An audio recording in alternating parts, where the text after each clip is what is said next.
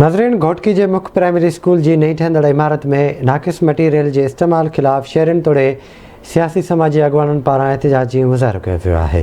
इन हवाले सां वीडियो लिंक ते मौजूद आहे मुश्ताक लिगारी। जी मुश्ताक, एजुकेशन वर्क्स खाते पारां घोटकी शहर के मेन प्राइमरी स्कूल है 2.5 करोड़ का मथे जो ठीको ॾिनो आहे। हिन वक़्तु जो है नाक़िस मटीरियल ऐं जो नाक़िस हिते कमु थी रहियो, तंहिं करे जो हितां जा सियासी समाजी धुरियूं शहरनि हिते एहतिजाज कयो आहे।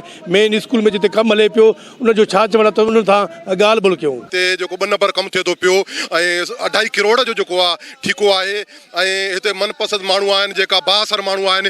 हितो जो इंजीनियर जेको आहे घर वेठे जेको आहे ठेकेदारनि घुराए उनखे ठीका ॾिए थो पियो।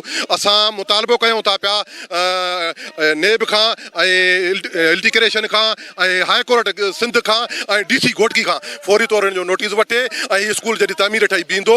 हितो नंढनि ॿारनि जी ज़िंदगी जो मुस्तक़बिल जो मसइलो आहे। स्कूल में जो नाक़िस मटीरियल इस्तेमाल थिए थो पियो, हाणे पेटी ठेकेदार हिते मुक़ररु कयो आहे। हालांकि कानूननि हिन खे पेटी ठेकेदार खे ठीको ॾियणो बि न आहे, पर शहरवासी सभु हमेशह असां हिननि खे चऊं था त बाबा सुठा ऑफिसर रखो, सुठे नमूने सां कमु जेको करायो 1 सालनि खां पोइ उहो बि 2 नंबर कमु असां बर्दाश्त कोन कंदासीं। असां पुरज़ोर अपील कयूं था आला अख़्तियारनि खे त हिन नोटिस वठी करे ही कमु जेको आहे सुठे नमूने सां करायो वञे। जी, असांजे स्कूल प्राइमरी स्कूल घोटकी ते धाड़ो लॻे पियो, उन धाड़े जे ख़िलाफ़ असां आया आहियूं त हिते उन्हनि हथ राधू हिकिड़ा ठेकेदार पंहिंजा जेका उन्हनि खे पेटियूं पैसनि जो पुॼाइण वारा माण्हू उहे उन्हनि मुक़ररु कया नी ऐं इन जे असां कॾहिं बि क़ाबिल क़बूल न कंदासीं। हिते नाक़िस मटीरियल इस्तेमाल थिए थो, खोटाई कोन थिए, उन पुरानी बुनियादनि ते ई ओसारी शुरू करे ॾिनी अथनि ऐं नाक़िस मटीरियल इस्तेमाल कनि था।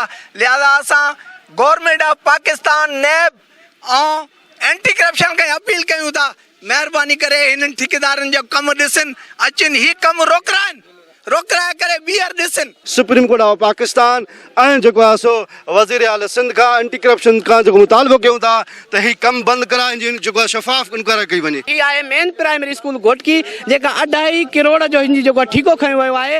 ही जेको कमु ॾिसो था तव्हां जेको थी रहियो आहे इहो बग़ैर बुनियाद जे थी रहियो आहे। हेठि हिन जो एरियो कोन्हे, हिन जा पुराणा पिलर हुया उन्हनि खे निवड़ाए करे वरी उन्हनि जे मथां कमु शुरू कयो आहे। असां आला अमलदारनि खे अपील कंदासीं त ख़ुदा हिन कम खे रोकियो वञे। सियासी समाजी शहरनि जूं ॻाल्हियूं ॿुधूं, उन्हनि जो इहो चवणु आहे त हीउ जेको नाक़िस कमु हली रहियो आहे इहो हिकदमि बंदि कयो वञे, सही नमूने कमु कयो वञे। जेकॾहिं शहरनि इहो चिता ॾिनो आहे हिते डिप्टी कमिश्नर खे, इंजीनियर खे ऐं सिंध हुकूमत खे, उन्हनि चयो आहे त जेकर इहो कमु न रुकरायो वियो असां जेको ज़िले भर ते एहतिजाजी तारीख़ हलंदासीं। इहो मुतालबो आहे त इहा नाक़िस कमु हिकदमि रुकराए करे इंक्वायरी कराए करे जेको जांच करे नए सिरे जेको आहे सही नमूने कमु कराए वञे। जी।